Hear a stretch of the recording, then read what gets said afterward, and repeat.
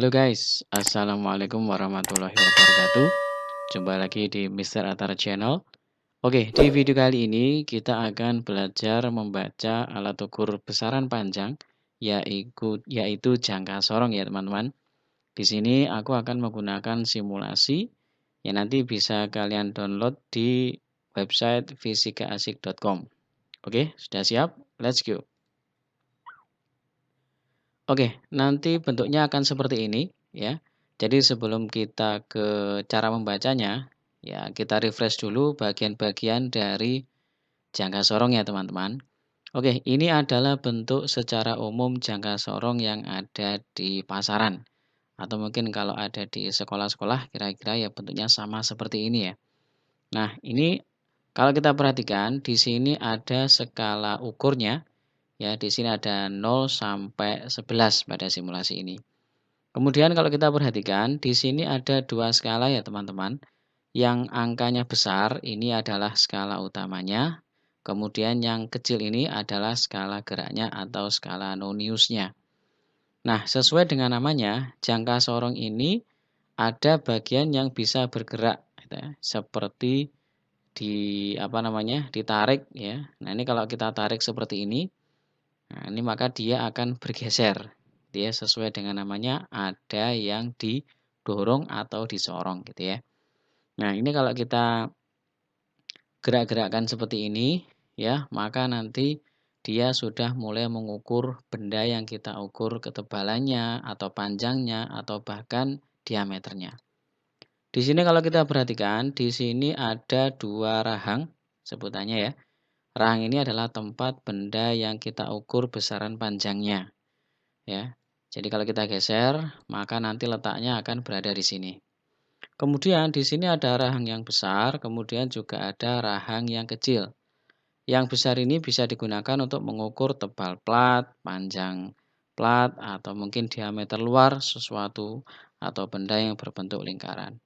Sedangkan yang atas ini biasanya digunakan untuk mengukur diameter dalam untuk benda-benda yang berbentuk seperti cincin atau lingkaran yang di dalamnya juga ada jari-jarinya ya. Nah, di sini kalau kita perhatikan teman-teman ya, di sini ada screenshotnya ya. Jadi ini adalah tempat kita membaca kalau kita sedang mengukur diameter suatu benda misalkan ya. Nah, di sini kalau kita perhatikan, ini kalau saya geser, maka nanti tampilan sini juga akan mengalami perubahan. Nah, di sini ada dua nol. Yang pertama adalah nol yang besar, itu berarti nol untuk skala utama, kemudian ada nol yang kecil untuk skala noniusnya.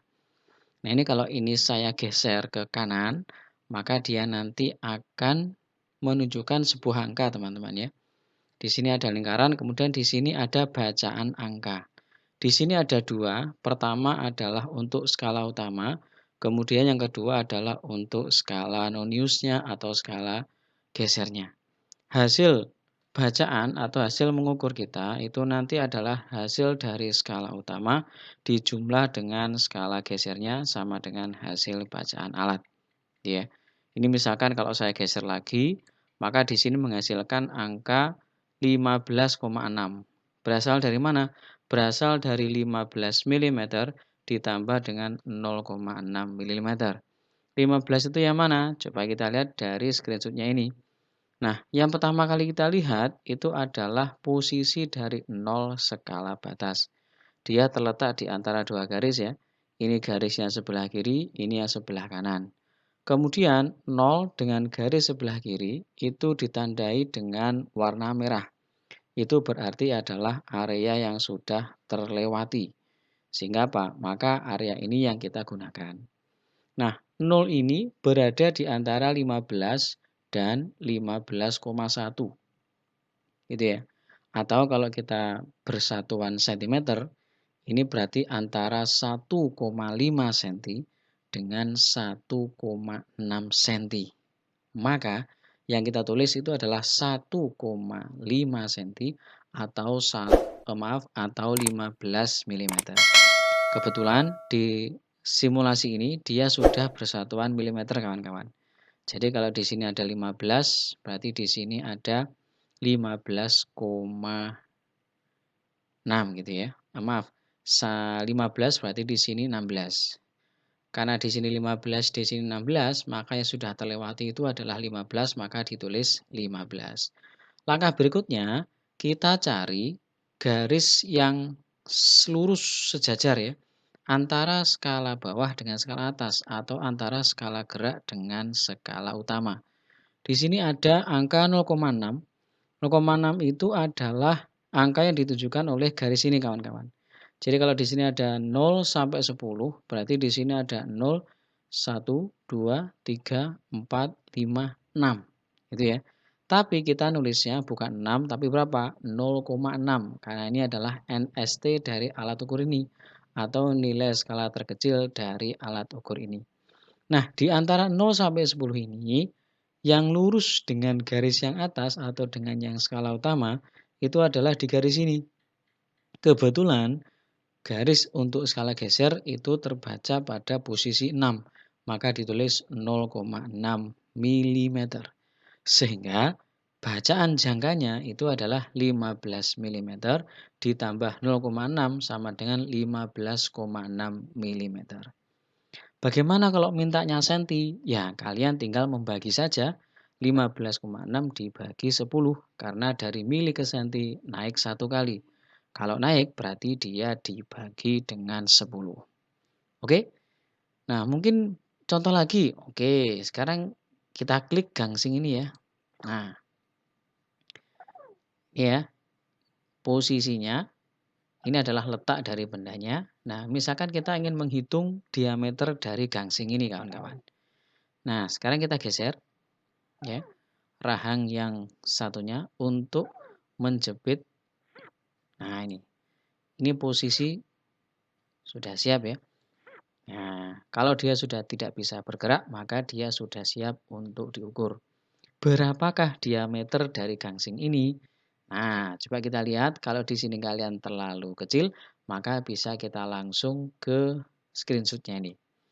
Nah, langkah pertama, seperti tadi ya, kita lihat dulu posisi dari 0 skala geser. Dia berada di antara angka berapa dan berapa. Ingat ya, di simulasi ini kita langsung bersatuan milimeter. Sehingga kalau di sini ada angka 3, ya berarti di sini angka ada 2,5 cm atau 25 mm. Gitu ya. Berarti di sini 25, di sini 30 mm, di sini adalah 35 mm. Terus 0 berada di antara berapa? Kalau di sini 3, berarti di sini adalah 25. Berarti di sini 26, di sini 27. Gitu ya. Di sini 26, 27. Yang kita tulis itu adalah 26. Gitu ya. Kita tulis 26. Kemudian kita cari garis yang lurus antara skala baca dengan skala geser dengan skala utama. Di antara 0 sampai 10, yang lurus adalah yang ini kawan-kawan. Ini adalah di angka 4. Berarti nanti kita tulis berapa? 0,4. Tadi di sini 25, 26 berarti 26 mm ditambah dengan 0,4 mm. Ketemunya berapa? Kita tulis 26,4. Kita klik. Nah, kita lihat hasilnya. Nah, ternyata benar kawan-kawan. Kita dapatkan angka 26,4 mm. Kok bisa? Nah, kita cek. Nah, ini kita lihat ya, di sini ada dua angka yang atas sama yang bawah berada di segitiga warna hijau. Di sini kok bisa 26, Pak? Iya, karena di sini 3, di sini 2,5 kalau kita bersatuan senti. Kalau bersatuan mili tinggal mengalihkan saja, berarti di sini 30, di sini 25. Lah 0 di antara strip yang kiri dan yang kanan. Kalau di sini 25, berarti di sini 26, di sini 27. Berarti 0 di antara 26 dan 27. Yang kita tulis berapa? Ya 26. Kenapa? Karena yang sudah terlewati. Nah, kalau sudah, kita cari garis yang lurus antara skala geser dengan skala utama. Nah, ternyata di antara 0 sampai 10, yang lurus itu adalah yang mana? Yang angka 4, sehingga kita tulis 0,4. Sehingga hasil ukurnya itu adalah 26 mm ditambah 0,4 mm sama dengan 26,4 mm. Kalau kalian diminta senti, tinggal dibagi 10 saja. Berapa? 2,64 mm. Oke, satu lagi. Oke, siap. Oke. Nah, di sini dia sudah ganti lagi. Nah, ya. Jadi kalau kita klik dia otomatis ganti lagi ya. Ukurannya akan berubah. Nah, sekarang kita geser. Nah, kita letakkan sampai kira-kira gangsing itu dia tidak bisa berkutik lagi. Nah, kalau sudah, kita cek ya. Coba kita baca hasil ukurnya. Ya, di sini ada angka 3, di sini ada angka 4. Gitu ya. Berarti di sini adalah 3,5 cm atau 35 mm.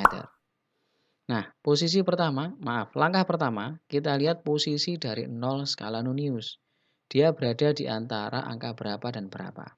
Kalau di sini angka 3, ya, berarti di sini angka 3,1 cm, 3,2 cm, 3,3 cm. Atau di sini 30 mili, 31 mili, 32 mili, dan di sini 32 mm. Berarti 0 di antara 32 mili dan 33 mm. Maka kita tulis berapa? 32. Kenapa? Itu yang sudah terlewati. Langkah kedua, kita cari garis yang lurus antara skala Nonius dengan skala yang atas. Di antara 0 sampai 10 ya, yang lurus dengan yang atas itu adalah di sini teman-teman.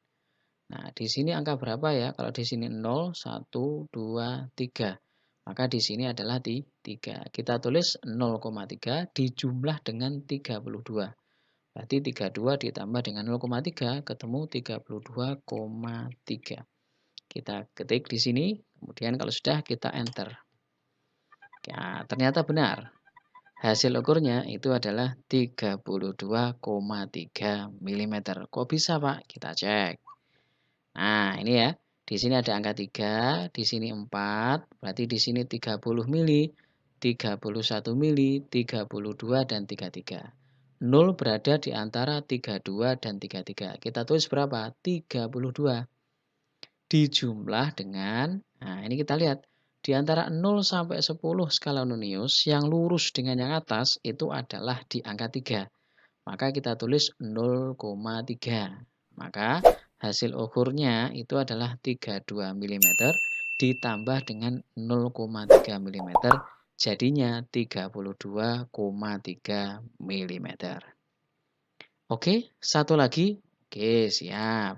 Nah, di sini ukurannya sudah berubah teman-teman. Otomatis dia berubah sendiri. Oke ya, kita geser lagi. Nah, perhatikan kalau ini kita geser maka di sini juga akan mengalami perubahan. Tapi angkanya kita belum tahu. Gitu ya. Nah, kita posisikan dia sampai dia tidak berkutik ya. Nah, ini dia udah tidak berkutik. Berapakah hasil ukurnya? Mungkin teman-teman bisa menebak. Silakan dicek dulu. Ingat posisi siapa dulu. Nah, ya. Oke, sudah. Oke. Di sini ada posisi 0 itu berada di antara 3 ya. 3 ya ini strip yang panjang sama yang pendek. Kalau di sini 3, di sini 4, berarti di sini 3 cm atau 30 mm. Berarti 0 skala Nonius berada di antara 30 mili dan 31 mm. Kita tulis berapa kawan-kawan? Kita tulis 30 ditambah ya. Kita cari garis antara 0 sampai 10 yang paling lurus dengan skala yang utama. Ternyata ini tidak juga, ini tidak. Nah, ternyata apa? 5 ini kayaknya yang paling lurus dengan yang atas. Sehingga 30 tadi ditambah dengan 0,5. Jadinya berapa? 30,5. Kita enter. Wah, ternyata benar lagi. Kok bisa? Kita cek. Nah, posisi 0 berada di antara 3 dan 1 strip setelah 3. Kalau bersatuan mili berarti di sini 30 mm, di sini 31 mm. Kita tulis berapa? 30 mm. Ditambah 5 Ya, kenapa kok 5? Karena garis 5 ini yang paling lurus dengan yang atas, teman-teman. Sehingga kita tulis bukan 5 tapi berapa? 0,5. Sehingga hasil bacaan jangkanya 30 mm ditambah 0,5 mm sama dengan 30,5 mm. Oke teman-teman, semoga bermanfaat. Sampai jumpa.